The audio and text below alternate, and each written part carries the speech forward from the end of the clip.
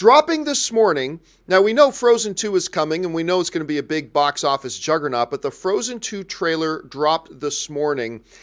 And I'm going to tell you what, it did not look like, if you had asked me, guys, what will this Frozen 2 trailer look like? What do you think we're going to see? And I would say something like, the girls are going to be singing, and there's going to be birds flying, and Olaf the snowman is going to be doing something whimsical.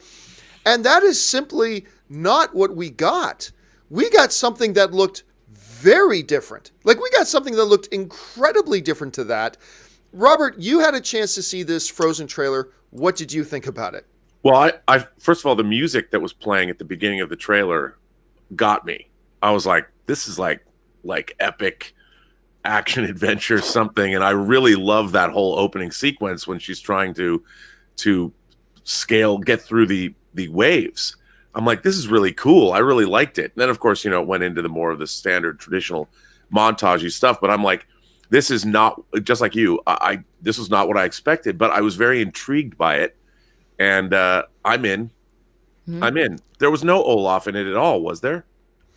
I think there was a little bit of a shot of Olaf like standing beside one of the characters, but no dialogue or anything. Nothing. Yeah, I mean it was not what I expected at all. Ashley, you had a chance to see it. What did you think about it? I just kept thinking Sub-Zero wins. Like she's like like she's turned into a Mortal Kombat character. I loved it. It was like dark and intriguing, and I'm totally gonna see it. Now, the one thing that really stood out to me about it was it had. Well, I mean, look, first of all, visually, it's clearly darker, right? Visually, it is a darker looking trailer than we're used to seeing. We're used to seeing with something Frozen, whether it's the main film or whether it's the little Olaf shorts, these bright, vivid colors, all this kind of stuff, and it would just nail. So it's visually darker, but also its tone is darker. I mean, And now I this is a very, very overused phrase in film commentary, but it had an epic. It felt like a film epic. Definitely, it had that epic feeling to it. Whether it's the one girl on, like, is she stranded on that island and she's trying to get off? Is she trying to rescue somebody? Then, we see the other sister, like, sitting, looking kind of depressed in a cave. And then for some reason, it looks like the girls are on this quest to find Canada, because at the very end, this giant maple leaf flies into screen, which I thought was kind of interesting. But it carried a much more serious, darker tone. Rob, let me ask you this. Do you think that this is signaling to us that the movie itself will have a darker tone, or do you think they just did that for the trailer? How do you see it?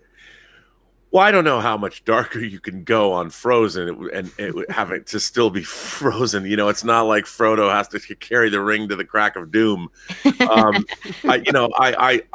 But it did feel more epic. And I'll tell you, I mean, I think for anybody who has kids or anybody, Frozen is like the ultimate earworm of a movie. You can't even think the word Frozen in your mouth or in your head without songs coming out of your mouth.